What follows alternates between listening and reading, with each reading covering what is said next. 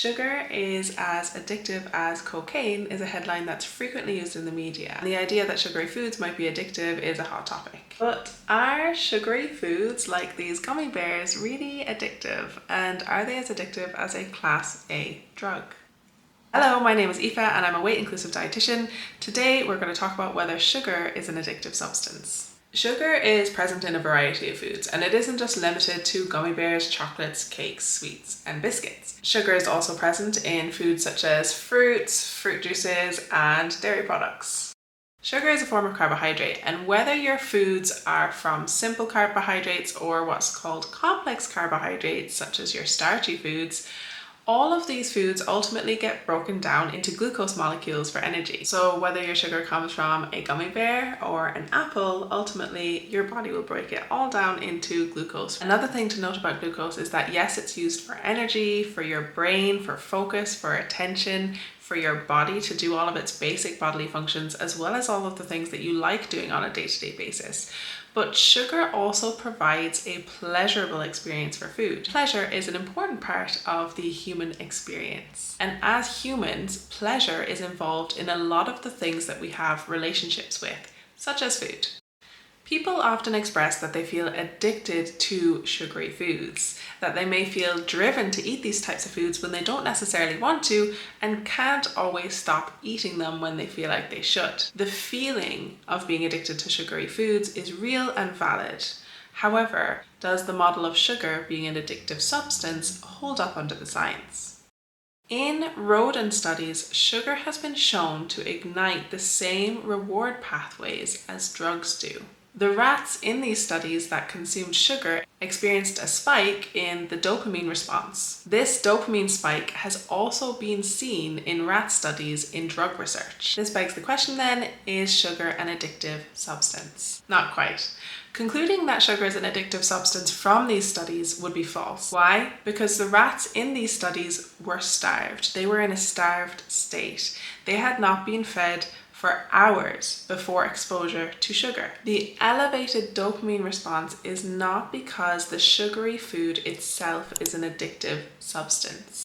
So what's happening then? Human and animal studies have shown the effects of starvation and restriction. When your body perceives any kind of restriction or starvation, it launches a whole host of hormones and signals to drive you to eat. In these situations, your body is trying to protect you from starvation. Some of the mechanisms through which your body increases your drives to eat are through significantly increasing your hunger levels, decreasing how full and satisfied you feel when you do eat, and also increasing the reward response, aka dopamine response, for eating food. Your body launches all of these responses to try and drive you towards food, and it can make food seem irresistible. Often when people are in this starvation response, they may not feel like they can control how much they're eating or when to stop eating. It is likely that the rats in this study were in a similar starvation response. They were deprived of food and their bodies changed up their biochemical reaction to drive them to eat, especially when they were presented with an energy-dense food such as sugar.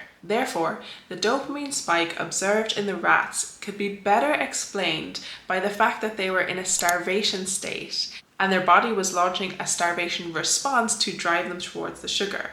This starvation state better explains this dopamine spike than the theory that sugar is an addictive substance. There was a study in 2016 on the state of the science in relation to sugar addiction, and they concluded, we find little evidence to support sugar addiction in humans, and findings from the animal literature suggest that addiction-like behaviors such as binging occur only in the context of intermittent access to sugar. The addiction model for sugar and for food in general does not hold up in the scientific literature.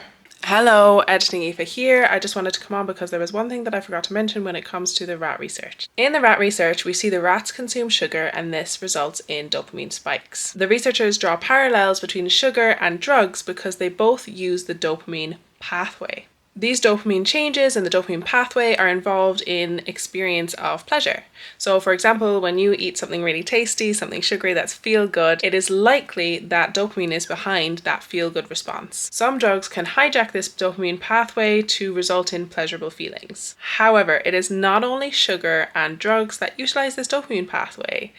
We feel pleasure in response to a variety of things like rubbing a dog, dancing, going for a cuppa with friends. And the dopamine pathway is involved in communicating that pleasure to you. So when you do these activities, it is likely that you are experiencing spikes in dopamine. The same spike in dopamine with varying intensities can also be seen when you consume sugar. So the important question is, would you consider pleasurable activities like rubbing a dog an addiction? Why then do people feel addicted to sugary substances? As we've gone through, the model of addiction does not hold up in relation to sugar in the scientific literature. However, this does not negate the very real feelings of being addicted to sugary foods. There are so many factors at play when it comes to an individual's desire for food, their hunger and their drives for food, and the satisfaction that they derive from eating. When I talk about the starvation response and your body's response to restriction, a lot of people feel that they could not possibly be in a starvation response, and they feel like they're eating too much, that they couldn't be eating too little. It's really important to recognize that restriction and starvation are not always obvious or as overt as, for example, someone literally not eating for a few hours or skipping meals or not having access to food, such as in the case of the rats in these studies where they were literally deprived of food over a significant amount of time. There are two kinds of restriction: physical and psychological restriction. The type of restriction that the rats experience in these studies is a form of physical restriction. So this is where your body is not getting enough to meet its nutrition needs. Now this can take many forms, and as I've just mentioned, physical restriction isn't always that you haven't eaten or that you've skipped a meal. It can also look like, say for example, if you're hungry for a panini, but you opt for a salad instead. Your body was craving and communicating to you that it needed the energy that a panini would provide, but instead it received the energy of a salad, which does not match the needs that it was communicating to you. I think what's important to take away here is to do a little bit of digging, a little bit of reflection. Physical restriction is complex. As I mentioned, sometimes it can be really obvious, but sometimes it can be a lot more subtle. Please seek support if you need additional help to identify whether you are physically restricting. The second kind of restriction is psychological restriction. This can present in many different ways. For example, you might decide to have a cake and coffee with friends, and you do allow yourself to eat that cake and coffee, but all the while you are thinking, I shouldn't be doing this, you're riddled with guilt. This is a form of psychological restriction. Another example might be if you were at a nephew's birthday and you decide to have birthday cake, and all the while you're eating it, you're thinking about how you might make up for eating that cake.